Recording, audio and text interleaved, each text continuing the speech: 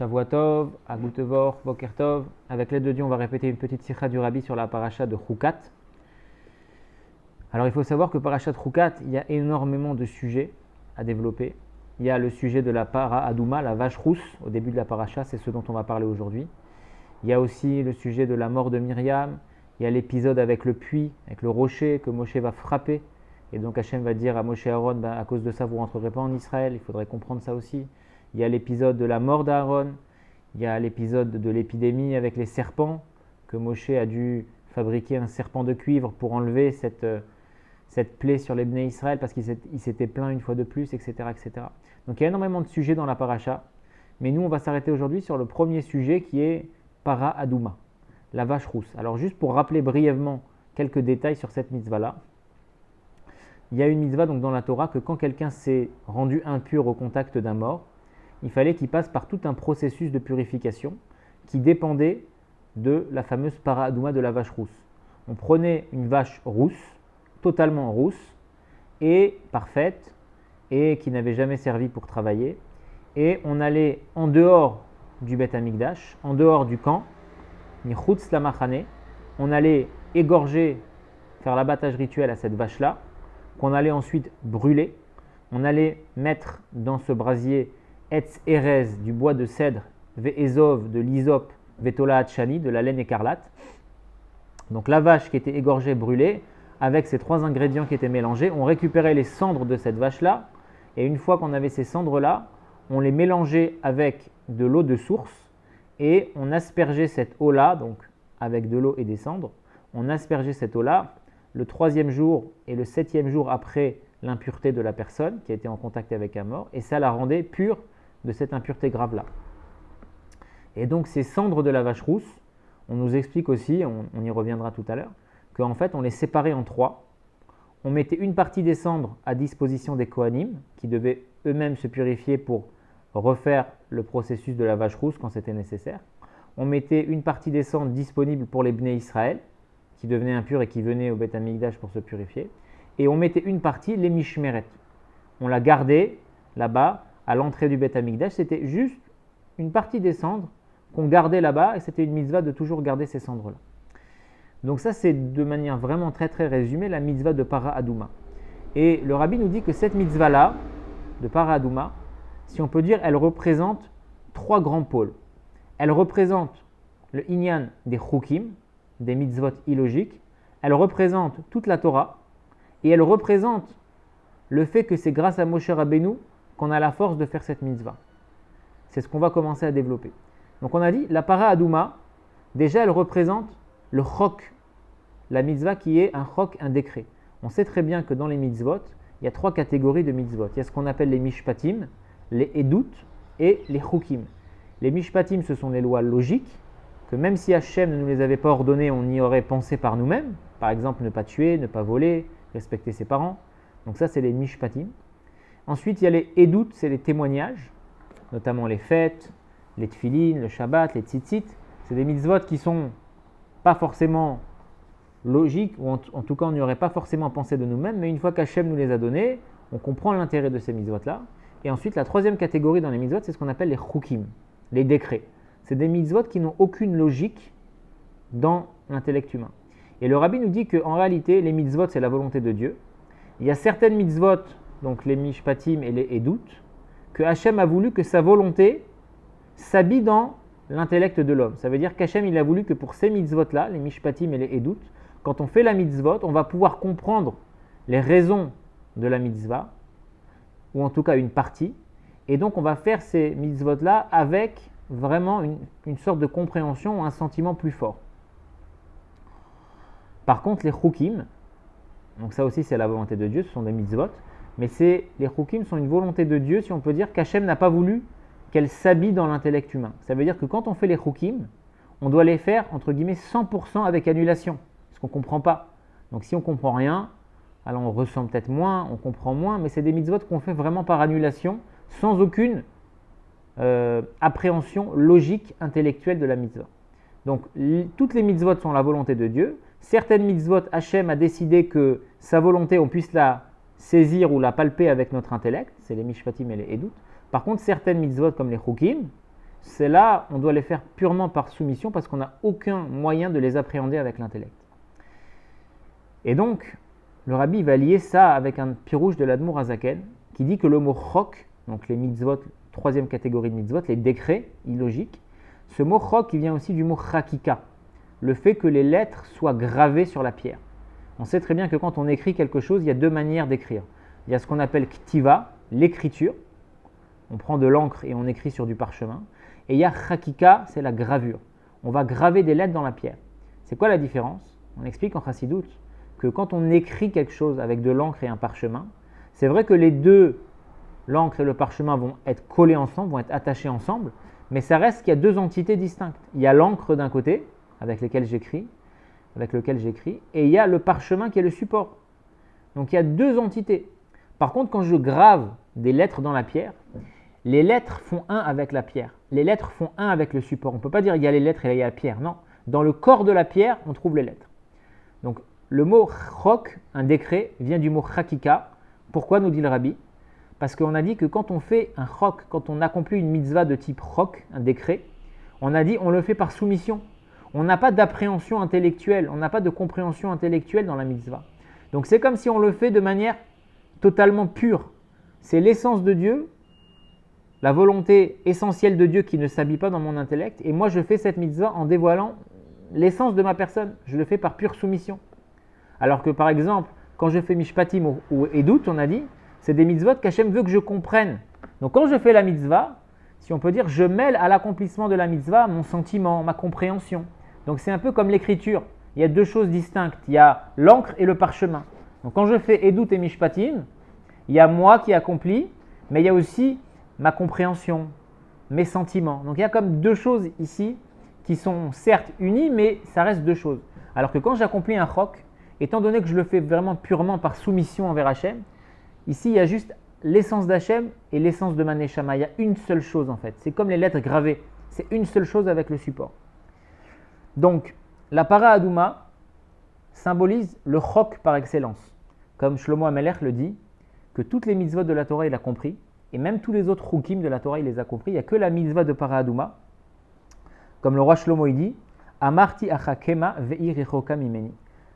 J'ai dit je suis sage, j'ai compris toutes les mitzvot. Il y a juste la mitzvah de para adouma que je n'ai pas comprise. Donc la mitzvah de para adouma symbolise le chok par excellence. La mitzvah incompréhensible par excellence.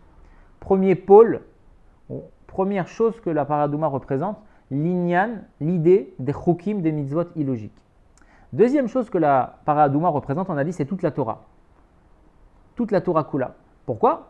Parce que quand la Torah nous introduit cette mitzvah, elle nous dit quoi? Zot chukat à Torah. Voici le chok de la Torah. Il n'y a pas écrit Zot chukat à Tahara, voici le chok de la pureté, ou Zot chukat à Para, voici le chok de la vache. Non, il y a écrit Zot chukat à Torah comme si cette mitzvah-là était représentative d'une certaine manière de toute la Torah. Troisième pôle, on a dit le fait que ça soit lié avec Moshe Rabbeinu. Pourquoi? Quand on prend le texte de la Torah, donc Vaidaber Hashem el Moshe vel Aaron les morts, Hashem il a dit à Moshe Aaron, Zot chukat à Torah, voici le chouka, la loi, le décret de toute la Torah. Et qu'est-ce qu'il nous dit après, Hashem?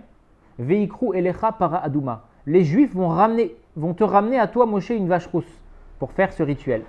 La question que le rabbi pose, pourquoi il écrit Veikru elecha? Pourquoi les Juifs devaient ramener la vache à Moshe? C'est pas Moshe qui faisait la vache rousse, c'est El-Hazar, le fils d'Aaron. C'est le Kohen. Entre parenthèses, pourquoi c'est pas Aaron qui faisait la vache rousse, qui était le Kohen Gadol? Parce qu'on sait très bien, comme Rashi nous explique, que la vache rousse vient d'une certaine manière expier la faute du veau d'or. Quand les Bnei Israël ont reçu la Torah, ils se sont élevés au niveau originel d'Adam Rishon, où la mort n'avait plus d'emprise sur eux.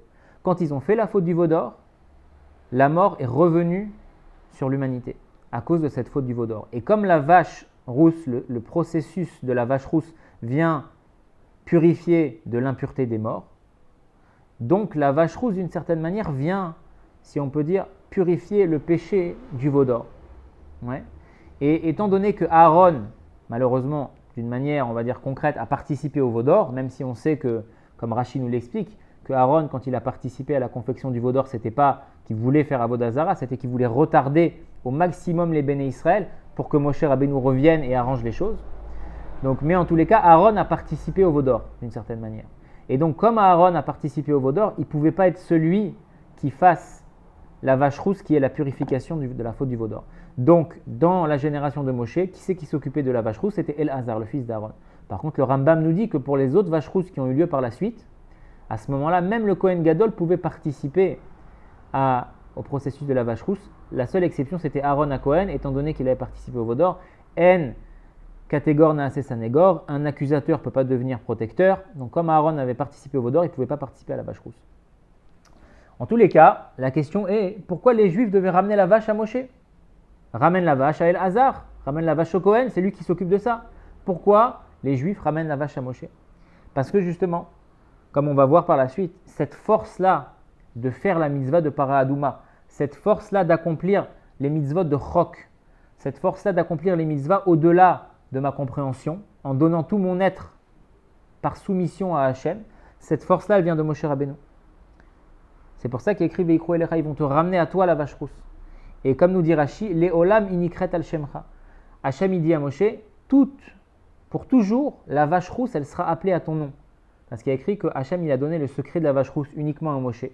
Que même ça que Shlomo il n'a pas compris, Moshe il a compris. Parce qu'Hachem lui a donné le secret. Et il y a écrit aussi donc que pour toutes les générations, la vache rousse, elle sera appelée au nom de Moshe.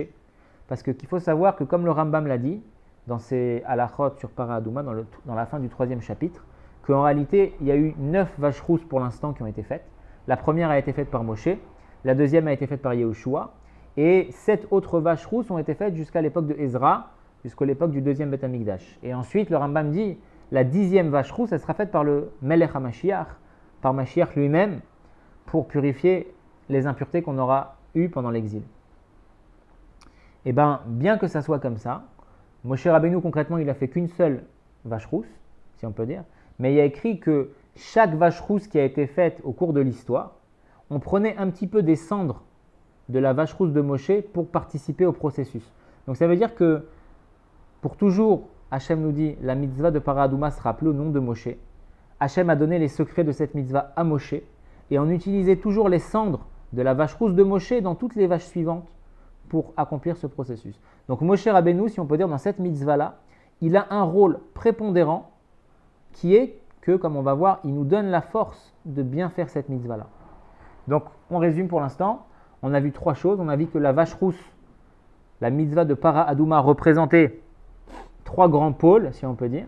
D'un côté, ça représente les mitzvot qu'on appelle les chukim, les décrets, les mitzvot qu'on accomplit de manière complètement irrationnelle. D'un autre côté, ça représente la Torah tout entière, comme il y a écrit Zot Chukat à Torah, c'est le chok de toute la Torah. Donc il y a un lien avec toute la Torah dans cette mitzvah-là. Et ensuite, on a dit quoi? Troisièmement, en troisième pôle, c'est lié avec Moshe Rabbeinu. Que Moshe Rabbeinu, on va voir, nous donne la force a priori de respecter cette mitzvah comme il faut, puisqu'on dit qu'on ramène la vache à Moshe, qu'Hachem a transmis les secrets de la vache rousse à Moshe, et que chaque fois qu'on va faire une vache rousse dans l'histoire, on prendra un petit peu des cendres de la vache de Moshe. Donc Moshe, il a un rôle prépondérant. Ça, c'est les 3 pôles que représente la mitzvah de Para Adouma. Maintenant, le rabbi il dit, on va comprendre ça quand on va voir les détails de la mitzvah de Para Adouma elle-même. Les 2 détails, si on peut dire, principaux de la mitzvah de Para Adouma sont les suivants. Premièrement, la Para Adouma rendait impur celui qui était pur et rendait pur celui qui était impur. Il faut savoir que quand on faisait le processus de la confection des cendres de la vache rousse, chaque personne qui participait à ce processus devait être pure. Et au cours de ce processus, la personne qui avait participé, qui était pure au début, devenait impure. Et la personne sur qui on aspergeait à la fin l'eau mélangée avec les cendres, cette personne-là qui était impure, devenait pure. Donc il y avait, si on peut dire, une inversion. Les gens qui étaient purs, qui s'occupaient de confectionner les cendres de la vache rousse, devenaient impurs, alors que les gens qui étaient impurs, à la fin qui étaient aspergés, devenaient eux-mêmes purs. Donc il y avait le processus de la vache rousse rendait impures les personnes pures, qui s'occupaient de ça, et rendait pures les personnes impures qui étaient aspergées. Première chose qui est complètement illogique. Deuxième chose illogique, il y a écrit Naase michutz lamachane. La vache rousse était faite en dehors du camp. On a dit, elle était égorgée, la vache, en dehors du Beth Amikdash, pas dans le Beth Amikdash. Et ça, c'est 2 points qu'on doit développer un petit peu et on reviendra ensuite avec le lien, avec les 3 pôles que représente la vache rousse. Le Midrash nous dit que quand Hachem il a donné les lois de l'impureté dues aux morts à Moshe, Moshe, son visage est devenu vert. Il a eu très très peur. Pourquoi? Parce que l'impureté qui est liée avec un mort, au contact d'un mort, spirituellement parlant, c'est l'impureté la plus grave. Pourquoi? Parce que la source de vie, c'est Hachem. Comme il y a écrit dans Parashat Nitzavim, Ve'atem adevekim b'Hashem Elokechem. Vous êtes attachés avec l'Éternel votre Dieu. Chaim kulchem hayom. Vous êtes donc vivants aujourd'hui. Dieu, c'est le symbole de la vie. Quand on est attaché à Dieu, on est vivant. Donc quand on est mort, si on peut dire, ça veut dire qu'on est totalement déconnecté de Dieu, puisque Dieu, c'est la source de vie. Donc si on peut dire, l'impureté liée au contact d'un mort symbolise spirituellement le juif qui est complètement déconnecté de la divinité. Il est tellement déconnecté de Dieu, qui est la source de vie, que lui-même, il est mort. Il est impur de cette impureté-là au contact d'un mort. Lui-même, il est mort spirituellement. Donc quand Hachem a expliqué ces lois-là à Moshe Rabbeinu, qu'il y a un niveau d'impureté très très grave comparé aux morts, quelqu'un qui est totalement déconnecté d'Hachem, quand Moshe Rabbeinu il a entendu ça, il a eu très peur. Il a dit comment c'est possible qu'on va réussir à purifier une impureté pareille? Comment un juif qui est tombé si bas, il est tellement déconnecté d'Hachem qu'il est considéré comme mort, comment est-ce qu'on va réussir à rattraper ce juif-là? Comment on va réussir à le purifier?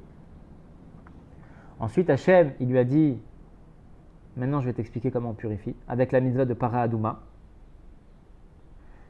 Il ramène brièvement ici que la mitzvah de Para Adouma, en fait, ça fait intervenir un niveau de Dieu qui transcende les limites, qui transcende ce qu'on appelle le Seder Ishtal Shelut. Ça fait intervenir le niveau de Dieu qui s'appelle Yud Gimel Midot Arachamim, les 13 attributs de miséricorde, qui sont complètement au-delà de toute la logique. Et donc, Hachem, il a expliqué à Moshe, c'est vrai que c'est une impureté très grave, mais ne t'inquiète pas, il y a une solution.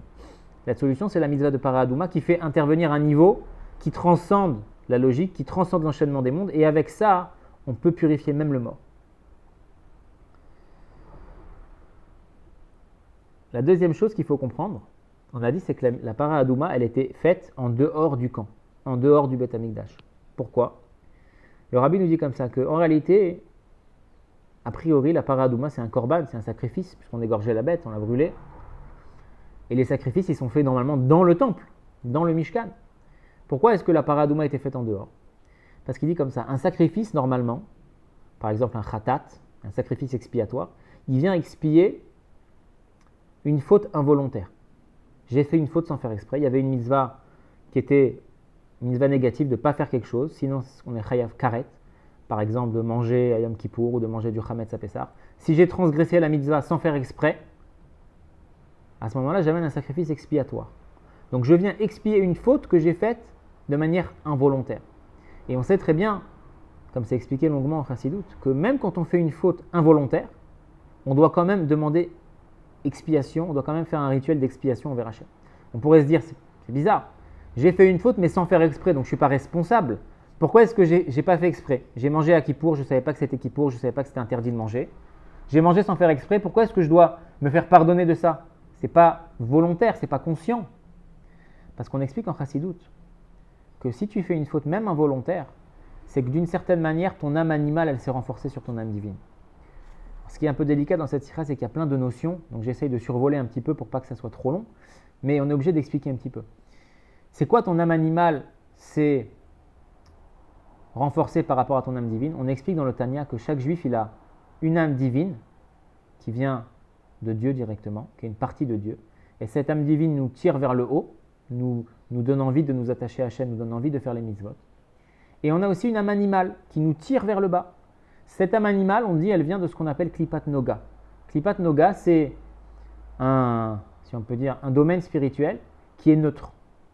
Et donc, dans ce domaine spirituel neutre, en fonction de comment je vais utiliser la chose, soit je vais l'élever, soit je vais la faire chuter.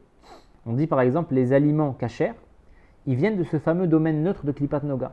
C'est-à-dire que quand je mange un aliment kasher, la vitalité qui est contenue à l'intérieur, elle est neutre à la base. Si je mange l'aliment en faisant la bracha, en ayant l'intention adéquate, en utilisant les forces que vont me donner la consommation pour après faire des mitzvot et m'attacher à Dieu, alors l'énergie de cet aliment-là que j'ai mangé, qui est kasher, qui était klipat noga, qui était neutre à la base, je vais pouvoir l'élever vers Hachem. Par contre, si je mange un aliment, même s'il est cachère, mais je le mange pour me remplir l'estomac, par gloutonnerie, sans du tout penser à Hachem, sans faire la bracha, etc., etc., à ce moment-là, la vitalité qui vient de cet aliment-là, qui était neutre, je la fais descendre dans le domaine du mal. Donc en fait, le Rabbi dit, étant donné que quand on fait une faute, même une faute involontaire, ça montre que quoi ? Que mon âme animale s'est renforcée par rapport à mon âme divine, et mon âme animale, elle vient de Klipat Noga, de ce domaine neutre, que je peux soit élever, soit faire descendre. Alors les corbanotes viennent expier des fautes de l'âme animale de Klipat Noga, sont faits à l'intérieur du Mishkan. Parce que Klipat Noga, si on peut dire, il y a un peu de bien quand même. On peut raffiner Klipat Noga. En utilisant bien les choses, on peut les élever. Donc Klipat Noga, l'âme animale du juif, elle est liée avec l'intérieur du Beth Amikdash. C'est pour ça que quand je fais une faute involontaire, mon âme animale s'est renforcée, qui vient de Klipat Noga, je fais le sacrifice d'expiation à l'intérieur du camp. Par contre, la vache rousse, qui vient purifier de l'impureté d'un mort, ça fait référence à un niveau d'impureté qui est beaucoup plus fort que Klipat Noga, qui est beaucoup plus fort que l'âme animale. On a dit l'impureté du mort, c'est quelqu'un qui est totalement déconnecté d'Hachem. Donc si on peut dire, il est complètement dans le domaine du mal, celui-là. Donc le sacrifice qui vient purifier de cette impureté-là, il doit être en dehors du camp. Sous-entendu, c'est un niveau très très très très bas. On ne peut même pas apporter le korban à l'intérieur du camp, il faut carrément être en dehors du camp. Parce que l'impureté qui a été touchée avec l'impureté du mort, c'est une impureté qui est très grave. Bon. Le Rabbi continue, il nous dit comme ça. On a compris pour l'instant, la mitzvah para Adouma représente 3 grands pôles, les Chukim, la Torah Kula, le fait que c'est lié avec Moshe Rabbeinu. Et on a dit que dans la mitzvah de para Adouma, il y a 2 détails importants, que ça rend impur le pur et ça rend pur l'impur, et aussi que la para Adouma, elle était faite à l'extérieur du camp. Maintenant, on va tout regrouper. Il dit comme ça. On a dit, c'est totalement illogique, a priori, de purifier quelqu'un qui a atteint le niveau de l'impureté du mort. C'est pour ça que Moshe Rabbeinu, il a eu très peur. Quelqu'un qui est tellement déconnecté d'Hachem, comment on va pouvoir aller le purifier ? Impossible, d'après la logique. Hachem lui a dit, si c'est possible, avec la mitzvah de para Adouma. On va réveiller un niveau qui transcende la logique chez Hachem et qui va permettre de purifier même celui-là qui est impur de l'impureté du mort. Mais le Rabbi dit, encore ça c'est un grand principe en Chassidut, que quand on veut faire descendre un certain niveau d'Hachem, il faut que nous, le travail qu'on va faire en bas, soit domé, ressemble au niveau qu'on veut faire descendre de Dieu. C'est-à-dire que si on veut faire descendre de Dieu un niveau qui transcende la logique, une lumière qui dépasse l'entendement et qui peut purifier même l'impureté du mort, il faut que nous aussi, le travail qu'on va faire ici-bas, soit aussi un travail qui transcende la logique et qui transcende les limites. Si je veux faire descendre un niveau de Dieu qui transcende les limites, moi aussi, quand je vais faire la mitzvah, ça doit être d'une manière que je transcende la logique. Et ça, c'est tout le message de para Adouma. Pourquoi ça transcende la logique, para Adouma ? Parce que tu me dis que pour moi, aller purifier un juif qui est impur de l'impureté d'un mort, je dois sortir du camp, je dois égorger une vache, et moi-même, je dois devenir impur à cause de ça. Donc pour aller sauver un autre juif, finalement, moi-même, je dois, entre guillemets, me sacrifier. Et je dois devenir impur pour aller le sortir lui je dois devenir impur moi pour aller lui le rendre pur. Et ça demande quelque chose qui s'appelle Messirut Nefesh. Ne pas rentrer dans les calculs. Et le Rabbi dit, c'est vrai que, en réalité, quand on aide un autre juif, il y a écrit qu'Hachem, il nous le rend beaucoup plus. Comme il ramène ici du Midrash, Yoter mima sheba labait ose imani, plus que le riche il donne quand il donne au pauvre, Aani ose imba alabait, le pauvre il donne au riche, si on peut dire. Ça veut dire que quand toi tu donnes la tzedaka à un pauvre, le pauvre il va te rendre encore plus. Ça veut dire quoi ? Toi tu vas faire une bonne action quand tu vas donner la tzedaka au pauvre, mais en réalité ça va te rapporter beaucoup plus à toi qu'à lui. Parce qu'en faisant cette bonne action envers lui, Hachem il va te rendre beaucoup plus. Il va t'élever beaucoup plus. Donc c'est sûr que en réalité quand moi je me rends impur pour me sacrifier entre guillemets pour aller purifier un autre juif, finalement je serai gagnant dans tous les cas parce qu'Hachem il va me le rendre. Mais le Rabbi dit il ne faut pas faire ça pour ça. Ah je vais aller sauver ce juif parce que je veux qu'Hachem après il me donne un grand niveau. Non, on fait ça de manière déconnectée de tout calcul. Donc en réalité on commence à comprendre que La mitzvah de Para Aduma, elle a la force de rendre pur quelqu'un qui est impur par un mort. Ce juif-là qui est tellement loin, qui est tellement déconnecté d'Hachem, avec la mitzvah de Para Aduma, je peux le purifier. Je peux l'attacher à Dieu. Pourquoi ? Parce que je fais descendre une grande lumière de Dieu qui transcende l'enchaînement des mondes, qui est au-delà de toutes les limites. Et pourquoi j'arrive à faire descendre cette lumière-là ? Parce qu'il y a deux choses. Premièrement, parce que moi je suis en mode Messirut Nefesh, ça veut dire que je ne commence pas à faire des calculs. Je suis prêt à me sacrifier pour un autre juif. Donc étant donné que moi je ne fais pas de calcul, je fais descendre, si on peut dire, une lumière d'Hachem qui est au-delà du calcul et qui peut même purifier le mort. Donc grâce à mon Messirut Nefesh et surtout deuxièmement grâce à Moshe Rabbeinu. Parce qu'on a dit toute la vache rousse elle est liée avec Moshe Rabbeinu. C'est quoi grâce à Moshe Rabbeinu ? C'est que Moshe Rabbeinu il est tellement annulé à Dieu qu'en m'attachant à lui, je vais récupérer une certaine annulation envers Dieu moi aussi. Et comme je vais faire la mitzvah en étant totalement annulé à Dieu, sans penser à moi, je vais être capable de me sacrifier. À ce moment-là, comme on a dit, je vais faire descendre ces fameuses Yud Gimel Midot Arachamim pour purifier même l'impur du mort. Le Rambam, il explique qu'en réalité, Moshe Rabbeinu, c'est le roi d'Israël.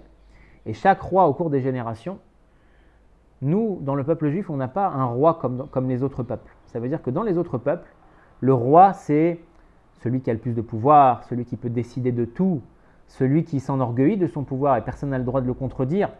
Et le malheureux qui s'aviserait de faire quoi que ce soit contre la volonté du roi, il serait totalement exécuté parce que le roi ne supporte pas le roi non juif ne supporte pas qu'on aille outre son honneur et le respect qui lui est dû.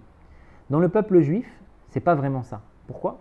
Parce que dans le peuple juif, on explique que qui est le roi, c'est pas celui qui est qui s'enorgueille le plus. Au contraire, le roi, chez nous, c'est celui qui est le plus annulé envers Hachem. Et il y a plein d'halachot concernant le roi d'Israël qui montrent son annulation envers Hachem. Premièrement, le Rambam il dit par exemple que quand on fait la Hamida, quand on fait la prière à la synagogue, le Shmoneh Esrei, on sait très bien que nous, on se prosterne 4 fois. 2 fois au début, 2 fois à la fin. Il y a écrit que le Kohen Gadol, quand il faisait la Hamida, il se prosternait à chaque brachot, à chaque bracha qu'il faisait, il se prosternait. Donc 19 fois comme ça, il se prosternait. Il y a écrit par contre le roi, le Meller, il se prosternait au début, il se baissait au début, il restait baissé toute la Hamida et il se relevait qu'à la fin. Ça veut dire quoi ? Ça veut dire que chez nous, plus tu es grand, plus tu as un titre honorifique et plus tu es soumis à Hachem. C'est ça qui fait la grandeur du roi chez nous, c'est pas que c'est le meilleur, c'est le plus fort, c'est le plus grand, c'est le plus... Non, c'est le plus grand dans l'annulation envers Hachem, c'est ça qui fait un roi. Si bien que le roi, quand il faisait la prière, il devait rester totalement abaissé pendant toute la durée de la tfila, encore plus que nous. Pareil, il y a une autre halakha aussi, qui dit que le roi devait toujours avoir un Sefer Torah avec lui. Quand il mangeait, quand il sortait, etc., il y avait toujours un Sefer Torah avec lui pour lui rappeler qu'il fallait qu'il respecte la Torah et qu'il fallait qu'il soit annulé envers Hachem. Donc le roi, dans le peuple juif, ce n'est pas le plus orgueilleux, c'est au contraire le plus soumis à Dieu. Et parce qu'il est soumis à Dieu, alors ça lui donne des droits, qu'on doit le respecter, etc., etc. Mais la base de sa place, c'est sa yirat shamayim et son bitoul. La base de sa grandeur, c'est son annulation et sa crainte de Dieu. Donc Moshe Rabbeinu, étant donné complètement annulé à Dieu, nous, quand on s'attache à Moshe Rabbeinu, ça nous donne la force de faire les mitzvot, les chukim, comme on a dit, de faire les mitzvot en étant 100% annulé à Hachem, sans rajouter mes sentiments, sans rajouter ma compréhension. Je fais la mitzvot parce que c'est un ordre du roi. Et quand je fais la mitzvah de cette manière, de Messirut Nefesh, où je ne commence pas à faire de calcul, est-ce que je ressens, est-ce que je comprends, et pourquoi je dois aller moi me rendre impur pour un autre, quand je fais la mitzvah de manière complètement pure, avec abnégation, grâce à la force de Moshe Rabbeinu, alors je peux faire descendre un niveau de Dieu qui va même rendre pur celui qui est impur. Le rabbi conclut, il dit attention, parce que quand on dit ça, on a l'impression que l'essentiel, c'est de se sacrifier pour un autre juif. Tout mon but dans la vie, c'est d'aller me rendre impur pour rendre pur les autres. C'est vrai que c'est important, surtout dans notre génération à nous. Mais d'un autre côté, le rabbi dit il faut aussi prendre du temps pour soi-même s'améliorer, pour soi-même se raffiner. Et d'où est-ce qu'on voit ça dans la Para Aduma ? On a dit au début, il y avait une partie des cendres qui était les mishmeret. Il y avait une partie des cendres qui était pour purifier les juifs. Il y avait une partie des cendres qui était pour les Kohanim. Okay ? Il y a une partie des cendres qu'on gardait pour soi, si on peut dire. Pour rien. Pas pour purifier quelqu'un d'autre. Juste, il faut qu'elles soient là, ces cendres-là. Ça veut dire que le rabbi dit, toi aussi tu peux te rendre impur par l'impureté d'un mort. Ne crois pas que, parce que tu aides les gens, parce que tu étudies, etc., toi aussi, ne crois pas que tu es immunisé. Si tu fais que d'aider les autres, toi aussi un jour tu vas tomber, certainement. Donc en fait, il faut les deux, il faut une harmonie entre les deux. C'est vrai que tu dois aider les autres, mais tu dois aussi t'occuper de toi.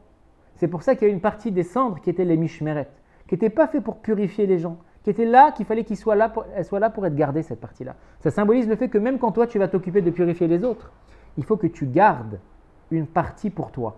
Il faut que tu gardes du temps pour toi. Alder Herzé, ça m'a fait penser à une autre sikha, où le rabbi parle de Yosef, et il dit que Yosef, il était Mesalsel Bessaharo.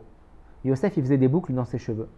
Comment ça se fait que Yosef Hatzadik, il faisait des choses tellement vaines de se faire beau, de faire des boucles dans ses cheveux? Le rabbi, il dit là-bas que Yosef Hatzadik, son travail, comme c'est expliqué longuement aussi en Chassidoute, c'est de ramener des juifs à la tchouva. Comme Rachel, sa mère, elle l'a appelé quand il est né, Yosef Hashem li ben Acher, que Hashem me rajoute un autre fils. Et on explique en Chassidoute, c'est quoi la force de Yosef? C'est que le Acher, celui qui est un autre, celui qui est loin, tu vas le rendre un ben, tu vas le rendre un fils. Yosef Hashem li ben Acher. Le Acher, tu vas le transformer en ben. L'autre, tu vas le faire revenir vers Hashem. Celui qui est impur par l'impureté du mort, tu vas le rattacher à Hashem, tu vas le purifier. Et comment c'est possible? Le rabbi dit, Yosef faisait des boucles dans ses cheveux. Donc là-bas, la Nekuda, c'est de dire que c'est vrai qu'il faut s'occuper de l'autre, mais soi-même, il faut être beau, entre guillemets, spirituellement, si on peut dire. Parce que si tu n'es pas beau toi-même, tu ne vas pas donner à l'autre l'envie de se rapprocher d'Hachem. Donc quand quand un autre juif il voit que toi tu es beau, que toi tu es besimcha, que toi tu es épanoui, que toi la Torah ça t'apporte du bien-être, du bonheur, une shlemut, une perfection si on peut dire, une intégrité, alors là ça te donne envie à l'autre de faire. Donc sous-entendu que il faut aussi garder du temps pour s'occuper de soi, pour étudier, pour se raffiner, pour progresser. Et ça ne va pas déranger le fait que je vais aller sauver un autre juif. Au contraire, ça va les deux ensemble. Le fait que moi je vais être bien comme il faut, ça va m'aider à aller sauver cet autre juif-là qui est impur par l'impureté du mort. Et aussi dans l'autre sens, le fait d'aller l'aider lui, comme on a dit tout à l'heure, ça va moi aussi me procurer une élévation. Puisqu'en fait, c'est ça le but de la Torah. Le but de la Torah, on a dit, la paradouma, elle est liée avec la Torah en général. Pourquoi Zot Rukat Torah? Parce que le but de la Torah, c'est quoi? C'est pas juste d'avoir des connaissances, c'est de se transformer, de casser son ego et d'arriver à faire les choses, pas seulement parce que moi je veux les faire, mais parce que Hachem a demandé de les faire. Ça veut dire que quand on dit je vais casser le moi, c'est pas seulement je casse mon moi animal, j'ai pas envie de faire, je fais, mais même je casse mon moi divin, je casse mon âme divine si on peut dire. Que l'âme divine, elle veut faire les mitzvot parce que c'est intéressant, on comprend, on ressent, c'est grandiose, il y a une élévation dans les mitzvot. Même ça, je vais le casser et je vais faire les choses par soumission pure. Donc ça, c'est la mitzvah de Paradouma. Le rabbi, à la fin de la sikha, il conclut avec 4 points, on va dire, concrets, et on va finir là-dessus pour résumer tout ce qu'on a dit. Le premier point, c'est que même si on voit un juif qui, extérieurement parlant, il a l'air d'être complètement déconnecté de Dieu, donc il est mort, si on peut dire, il est le niveau de l'impureté du mort, ce juif-là, on a l'impression qu'il est perdu, on ne pourra rien faire. Sache qu'on pourra toujours le sauver par la force de Moshe Rabbeinu, qui va nous donner la force de nous attacher à Dieu, de nous annuler à Dieu.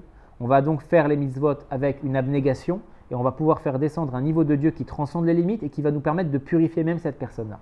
Donc, premier enseignement, un juif n'est jamais perdu. On pourra toujours aller le purifier malgré son éloignement avec Dieu.